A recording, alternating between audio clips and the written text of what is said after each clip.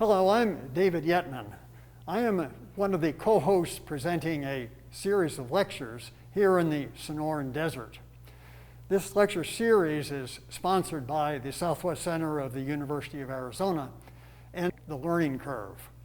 I'm lucky enough in this pandemic time to be 6 feet away from my friend and co-host, Janos Wilder, the celebrity chef. Together, we are going to tell you about some programs, the likes of which you have never seen. Janos, tell us about them. So I think we can take these off. Oh, good, we can take them off, good. It's comforting to see your face, but don't get any closer. Okay, keep we've got more than 6 feet here, we're safe. I think we're good. So we have some great lecturers, and I was invited to work with each of the lecturers and develop some dishes that would really sort of be emblematic of the lecture that they were giving. So on topic.